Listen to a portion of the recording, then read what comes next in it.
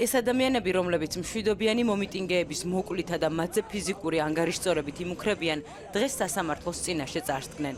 არა სიცოცხლის მოსპობის მუქარის ბრალდებით, რაც მძიმე მუხლია და სასჯელსაც შესაბამისი თვალისწინებს, არამედ 126-ე ცემის მუხლით.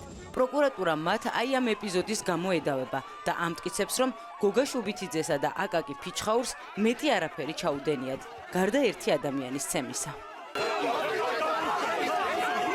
ეს დაკავებაც როგორც ჩანს მხოლოდ საჩვენებელი იყო. სავარაუდოდ ისინი დროებითი მოთავსების იზოლატორში არ გადაუყვანიათ, რადგან დღეს სასამართლოში საბადრაგო სამსახურს არ მიუყვანია. თავად მივიდნენ და ცენტრალური შესასვლელიდან შევიდნენ.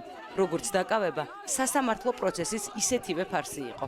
პროკურორმა მათი გირაოს თანაცვლოდ გათავისუფლების შუამდგომლობა დააყენა და ამტკიცებდა, რომ 3000 ლარი ახალი დანაშაულის შესაკავებლად შესაბამისი სასჯელია. საბოლოო ჯამში მიმოჩნია, რომ გირაო 3000 ლარის ოდენობით იქნება შემოყალიბებული დამოკიდებელი ოდენობრივისთვის, რომ მომავალში არც ახალი დანაშაული შეეძინა და არც სპეციალური განაგრძო. Tam გააქვს საშუალება რომ მოხდეს თანხა.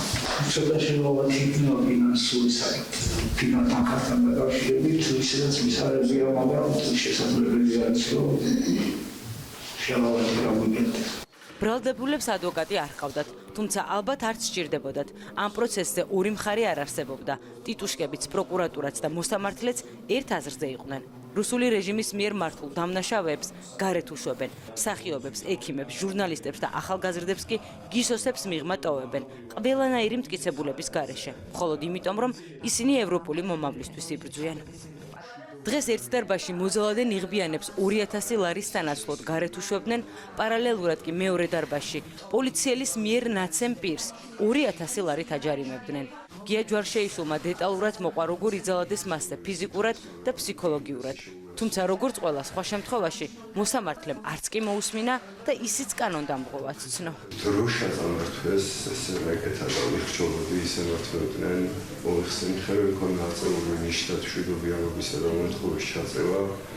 არ გამოვიყენებ ის თქოს, რომელიც მithეს, მაგრამ უკიდურესი შეურაცხყოფა იყო და უკიდურესი ფსიქოლოგიური ძალადობა იყო, რაც იქ მოვისმინე, მორალურიც მათ შორის. ყველა განათლში ვარ დაკავებული აბსოლუტურად ჩანსი ყველაფერი არ გავარჩევ საერთოდ არ მიწევი, არც არანაირი წინააღმდეგობა არ გამოწევია.